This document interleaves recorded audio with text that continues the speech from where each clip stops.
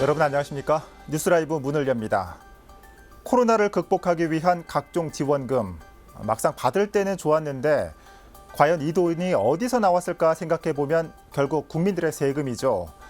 이제는 증세에 대한 걱정도 조금씩 생기는 가운데 서울의 한 지자체는 세금으로 1억짜리 놀이터를 지어놓고선 한 달 만에 철거하는 일이 벌어졌습니다.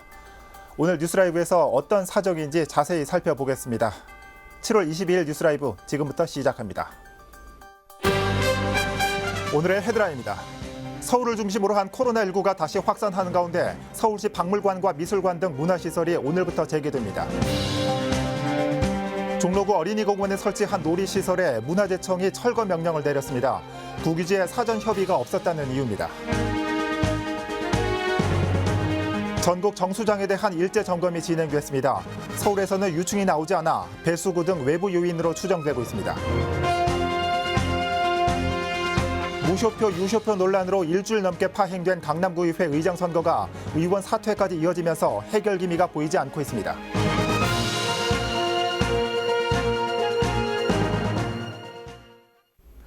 노인시설에 이어 군부대까지 한동안 잠잠했던 지역사회 감염이 다시 번지고 있는 추세입니다. 취재기자 연결해 자세한 내용 살펴보겠습니다. 이승준 기자. 네, 보도국입니다. 네, 얼마 전 강서구의 한 노인복지시설에 이어 이번에는 군부대에서 확진자가 나왔다고요?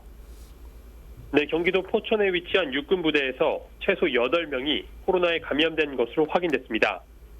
군 관계자에 따르면 지난 20일 8사단 소속의 한 부대에서 병사 2명이 발열 증상을 보여 인근 병원에서 검사를 받은 결과 양성 판정을 받은 것으로 드러났는데요. 이에 주둔지 병력 전원을 대상으로 전수검사를 진행했는데 추가로 병사 6명이 감염된 것으로 확인됐습니다. 아직 검사 결과가 다 나오지 않아 확진자가 더 있을 확률도 높은 상태고요. 최초 확진된 병사 2명의 감염 경로 또한 아직까지는 밝혀지지 않았습니다. 지난 19일 첫 확진자가 나왔던 서울 강서구의 노인복지시설에서도 불과 사흘 만에 확진자가 10명대로 빠르게 늘었는데요. 노인시설에 이어 군부대까지 감염이 잇따르고 있어 방역당국이 촉각을 곤두세우고 있습니다. 그렇군요. 오늘 코로나19 현황도 살펴보죠. 얼마나 늘었습니까? 네, 질병관리본부는 22일 0시 기준 서울의 신규 확진자 수는 16명으로 누적 확진자 수는 1,514명으로 집계됐다고 밝혔습니다. 같은 시간 기준 전국 누적 확진자 수는 전날보다 63명 늘어 모두 13,879명으로 조사됐습니다. 지금까지 보도국에서 코로나19 소식 전해드렸습니다. 네, 이승준 기자 수고했습니다. 코로나19 발생 상황 살펴봤습니다. 놀이터를 설치해달라는 주민들의 요구에 구청이 약 1억 원을 들여 놀이시설을 조성했습니다. 그런데 황당하게도 개방한 지 한 달 만에 모두 철거됐습니다. 보도에 이주협 기자입니다. 성균관대학교 정문에 있는 경학어린이공원입니다. 근처에 어린이들을 위한 놀이시설이 없어 수년 전부터 지역 주민들로부터 어린이 놀이시설 설치 요구가 있었습니다. 이에 종로구청은 공원 한편에 놀이시설을 설치하고 지난달 초 주민들에게 개방했습니다. 그러나 현재 어린이 놀이시설은 모두 철거됐고 해당 구역은 폐쇄된 상태입니다. 놀이터가 조성된 지 불과 한 달 만입니다. 이유를 살펴보니 문화재청이 철거 명령을 내렸기 때문이었습니다. 도시공원 및 녹지 등에 관한 법률에 따르면 해당 지역이 어린이공원이긴 하지만 문화재청 소유의 국유지인 데다 문화재구역이었습니다. 문화재청의 현상 변경 허가와 문화재청이 땅 주인이니 그 땅을 잠시 이렇게 활용해도 되겠습니까라는 땅 주인의 허가가 같이 있어야 되는 거잖아요. 두 가지를 전혀 하지 않고. 종로구청은 이러한 사실을 몰랐던 걸까? 거기가 이제 도시의 기술상 이제 어린이공원으로 되어 있고 지역 주민들의 그런 요구나 이런 것도 항상 많은 상황에서 어쨌든 구에서는 입장이 이제 지역 주민들의 편에 서서 그런 요구 사항에 대해서도 이제 의견을 수렴해서 저희가 지은 거죠. 종로구청 관계자는 현재 경학어린이공원을 어떻게 다시 조성할지, 철거된 놀이시설을 어디에 활용할지 어떠한 대안도 정해진 바가 없다고 말했습니다. 놀이시설 설치에는 약 1억 원이 들었습니다. 딜라이브 서울경기 케이블TV 이주협입니다. 네, 관련해서 취재 기자와 조금 더 짚어보겠습니다. 자, 이주협 기자. 앞 기사 보니까 이 황당하다는 표현이 딱 맞는 것 같습니다. 궁금한 게 이 해당 부서는 이 사실을 몰랐다는 겁니까? 네, 담당 부서에선 이 같은 내용을 전혀 모르고 있었다는 입장입니다. 해당 놀이시설 조성은 지역 주민들의 요청에 의해 추진됐습니다. 네. 그에 따라 사업 계획을 세우고 주민 의견을 수렴하면서 설계 용역을 진행해 착공에 들어간 겁니다. 공원녹지과 담당자는 취재진과의 통화에서 사업 계획 당시 문화재청이나 문화재위원들과의 협의가 미흡했다고 전했습니다. 네. 문화재청에 문의해보니 종로구로부터 어떠한 사전 협의 요청도 없었으며 해당 문화재구역은 종로구청 문화과가 직접 관리한다는 답을 받았습니다. 역시 문화과와도 협의는 없었던 것으로 확인됐습니다. 네.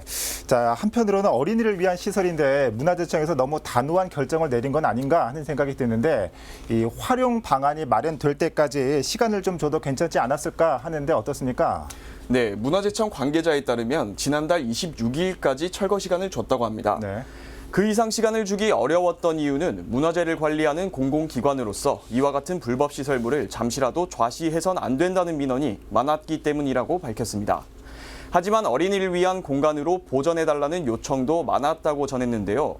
때문에 문화재청은 법적으로 놀이시설은 설치가 불가하지만 문화재와 연관된 어린이 공간으로는 활용해도 좋다는 입장을 밝혔습니다. 네.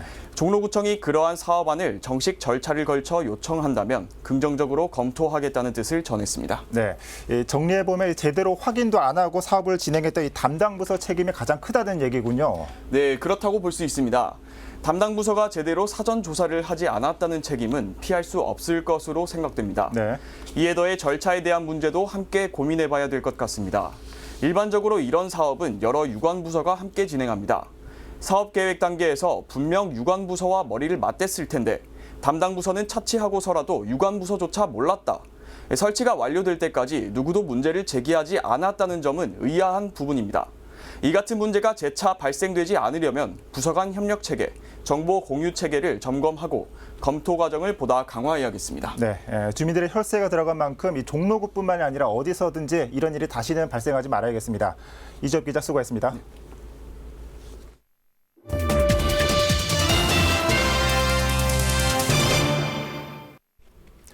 서울에서도 수돗물에서 유충 발견 민원이 발생했습니다. 서울시의회 의장단이 급히 아리수 정수센터에 대한 현장 점검을 벌였는데요. 정수 단계에서는 이상 발생 여지가 없다는 것이 서울시의 입장입니다. 보도에 엄종규 기자입니다. 종로와 중구, 용산, 마포 등 서울의 7개 구 71개 동에 상수도를 공급하는 뚝도 아리수 정수센터입니다. 지난 19일 이곳에서 수도를 공급받는 중구의 한 오피스텔에서 유충이 발견됐다는 민원이 발생함에 따라 서울시의회가 현장 점검에 나섰습니다. 이 자리에서 상수도 사업본부 측은 긴급 점검 결과 급수 체계에서 발생한 문제는 아니라고 밝혔습니다. 중구에서 아파트 욕실 바닥에 유충이 나왔다고 하는데 그거는 저희 급수 체계 문제보다는 일단 건물 내 관리상 문제인 것으로 밝혀졌습니다. 특히 타 지역 정수장에서 유충이 발견된 입상 활성탄 흡착지 시설에 대한 점검이 집중됐습니다. 이곳 역시 민원 발생 이후 긴급 정밀 조사가 이미 진행된 상황. 다른 정수장에서는 다 이제 생긴 데는 다 올라왔다 그러더라고요. 그 유충이나 이런 사체라도 다 뜨는데 전혀 이상이 없이 완벽하다고 확인을 했습니다. 특히 시설 자체가 외부와 격리돼 있어 벌레 유입 가능성은 희박하다는 것이 센터 측의 설명. 하지만 점검단은 주민들의 우려를 고려해 활성탄 세척과 교체 주기 단축 등의 대책을 주문했습니다. 활성탄을 이제 그 청소해서 그런 유충 같은 것을 거른다고 그러는데 그 주기를 좀 당겨서 좀 짧게 해서 더 이런 위생 관리나 질병 관리에 좀 만전을 기했으면 합니다. 한편 서울시는 정수장 내 활성탄지 시설을 보완하는 한편 조사단을 꾸려 이미 검사를 마친 뚝도를 제외한 5개 정수센터에 대한 정밀 점검을 벌일 계획입니다. 아울러 수돗물에서 유충을 발견할 경우 즉시 신고해 줄 것과 공동주택 저수조와 배수구 등의 청소를 진행해 줄 것을 시민들에게 당부했습니다. 딜라이브 서울 경기 케이블 TV 엄종규입니다. 강남구의회 의장 선거가 일주일 넘게 파행을 거듭하고 있습니다. 더불어민주당이 선거와 관련해 고발 직전까지 가는 대치를 이어갔지만 미래통합당이 민주당의 재투표 제안을 받아들이기로 합의하면서 원만한 의장단 구성이 예상됐습니다. 그런데 이마저도 불발되면서 한 의원이 사퇴서까지 제출했습니다. 지혁배 기자입니다. 강남구 의회 정회가 계속되고 있습니다. 예정된 본회의 시간이 훌쩍 지났지만 단 한 명의 의원도 본회의장엔 모습을 보이지 않고 있습니다. 투표용지 보여주기, 기표소 안에서 사진 촬영 같은 불법 선거 의혹부터 기표된 투표용지에 유효, 무효냐 논란까지 의장 선거와 관련해 더불어민주당과 미래통합당 의원들의 대치가 지난 13일 이후 이어지고 있습니다. 급기야 지난 17일 민주당은 의장 후보로 나선 통합당의 특정 의원을 거론하며 고발 기자회견까지 열었습니다. 협상이 또 잘 안 되고 자기들 일관적인 주장을 해서 사실은 이게 우리가 협상 카드로다가 사실은 내는 거거든요. 우리가 의장을 가지려고 하는 것도 아니고 공정하게 해달라는 거니까요. 통합당은 고발까지 가는 최악의 상황은 막아보겠다며 협의를 계속하겠다고 밝혔습니다. 하여튼 유감 표명할 건 하고 서로 풀고 처음부터 의석 배분하고 원만하게 가자. 주말을 넘긴 지난 20일 양당은 재투표에 합의하고 본회의를 열기로 했지만 통합당 내에서 반대 의견이 제기되면서 불발됐습니다. 같은 날 통합당의 최남일 의원은 선거 과정에서 생긴 당내 의원 간 갈등 등을 이유로 탈당계를 제출했습니다. 이튿날엔 의원직 사퇴서까지 등기로 접수했습니다. 진흙탕도 이런 진흙탕 하나 본 적이 없습니다. 공천장 하나 가지고 이후다 트라우마 하나 가지고 누구 하나 올바른 소리 하는 의미 없어요. 그래서 더 이상 저는 통합당에 있을 이유가 없다. 전임 의장의 임기 직후 음주의심 교통사고에 개원 이후 초유의 의장 선거 파행, 여기에 코로나19 지역경제 활성화를 위한 강남사랑 상품권이 포함된 추경 예산안 처리까지 미뤄지면서 강남구 의회에 대한 불신이 쌓여만 가고 있습니다. 딜라이브 서울경기 케이블TV 지역배입니다. 서대문구 의회에서는 처음으로 여성 의장과 여성 부의장이 나란히 당선됐습니다. 이처럼 자치구마다 진행되고 있는 후반기 의장단 선거에서 여성 의원들이 약진하고 있습니다. 자세한 내용 전해드립니다. 서대문구 의회 박경희 의원은 첫 여성 의장으로 불립니다. 얼마 전 열린 후반기 의장단 선거에서 15표 가운데 8표를 얻어 어렵게 당선됐습니다. 재선 의원으로 일찌감치 의장에 내정됐던 박 의원은 첫 여성 의장이라는 타이틀에 막중한 책임감을 느낀다고 밝혔습니다. 여러 어려움 속에서 8대 후반기 의장으로 당선된 만큼 여러 선배 동료 의원님들의 뜻과 희망을 다 받아들여 여성 의장으로서 손색 없이 열심히 일하겠습니다. 의장에 이어 부의장도 여성 의원이 차지했습니다. 재투표를 거쳐 이경선 의원이 부의장에 당선된 것. 의회 화합을 우선으로 하겠다는 이 의원은 최초 여성이라는 타이틀을 떠나 초심을 잃지 않고 일하겠다고 전했습니다. 어떤 큰 결단 내려주신 우리 유경선 부의장님께 거듭 감사하고 미안하다는 말씀 드리고 싶습니다. 유경선 부의장님 말씀대로 큰 틀의 협치로 잘 하반기를 이끌도록 하겠습니다. 중랑구의회는 은승희 의장과 김영숙 부의장을 포함해 상임위원장 3석까지 모두 여성 의원으로 구성돼 눈길을 끌고 있습니다.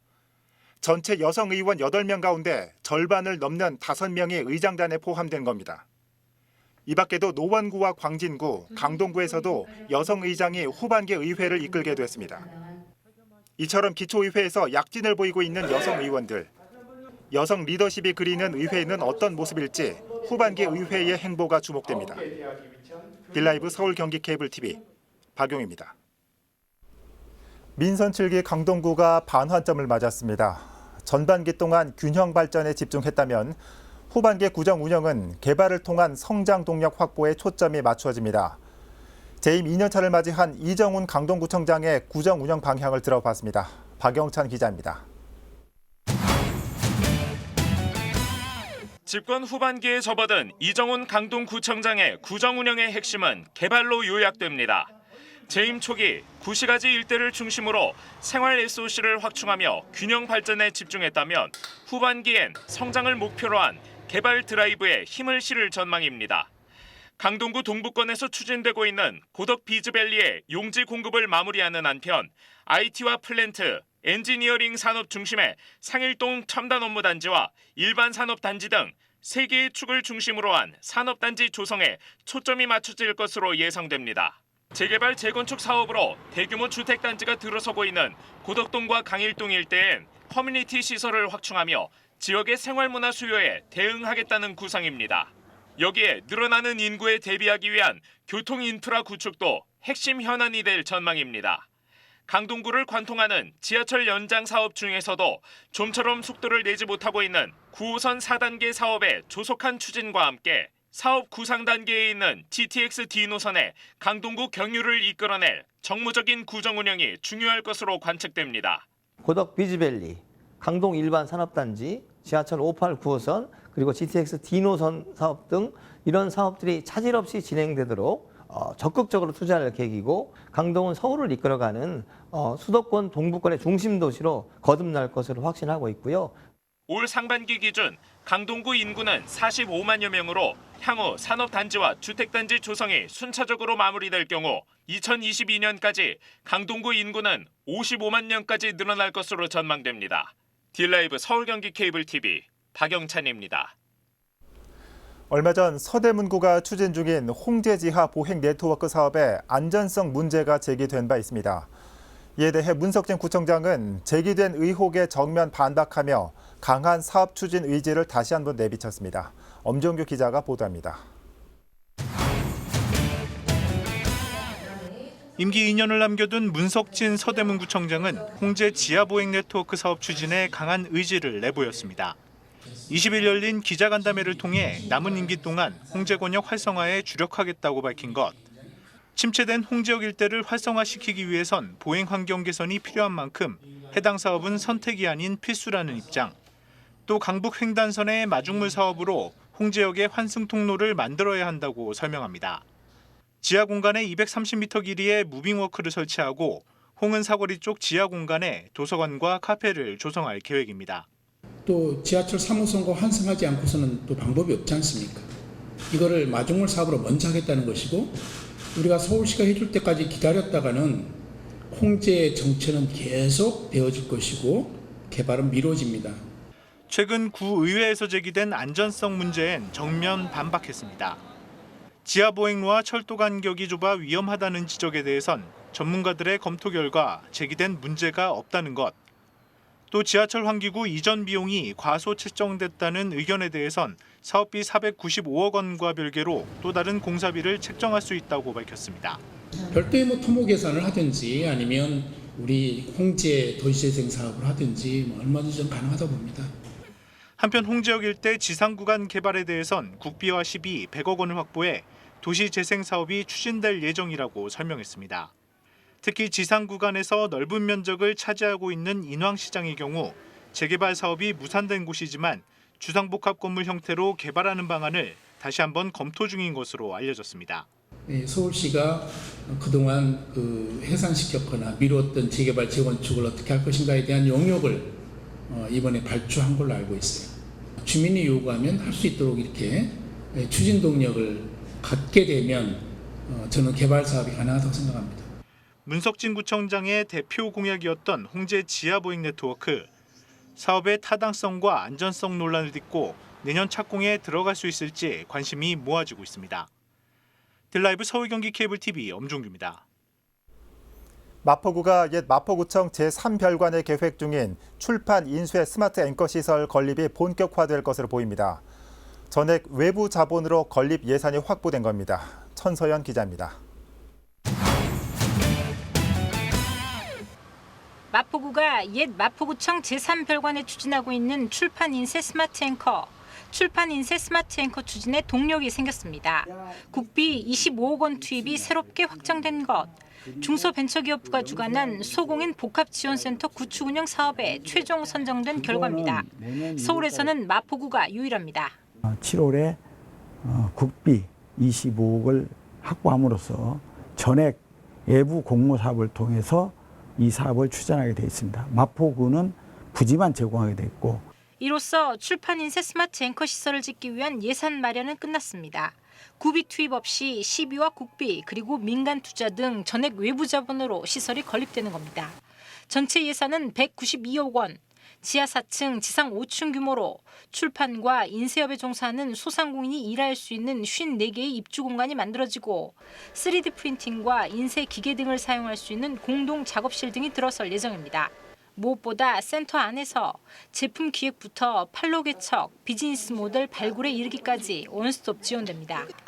그 안에는 공용 장비 공장이 있는 거고 인쇄 3D 프린트 등 이것들은 그 입주 업체만 쓰는 거 아니고 마포구 출판 인쇄 관련 업체들이 저렴하게 이용할 수 있는 그런 그 공장이 되겠습니다. 한편 마포구는 최근 홍대 입구역에 문을 연 출판문화진흥센터와 건립 예정인 스마트 앵커를 연계해 출판문화 인프라를 확장시켜 나갈 예정입니다. 마포 출판인쇄 스마트 앵커는 내년 말 준공 계획이 있습니다. 딜라이브 서울경기 케이블 TV 천선입니다. 서울시가 코로나19로 문 닫았던 박물관과 미술관 등 문화시설을 재개합니다. 서울 역사박물관과 한성 백제 박물관 등 66곳의 문화시설이 오늘부터 재개방됩니다. 서울시에 따르면 각 시설들은 사전 예약을 통해 입장 인원을 제한할 계획입니다. 또 서울도서관의 경우 회원증을 발급받은 회원에 한해 도서 대출이 가능하며 열람실 이용은 계속 제한됩니다. 문화시설 운영 재개 현황은 서울시 홈페이지를 통해 확인할 수 있습니다.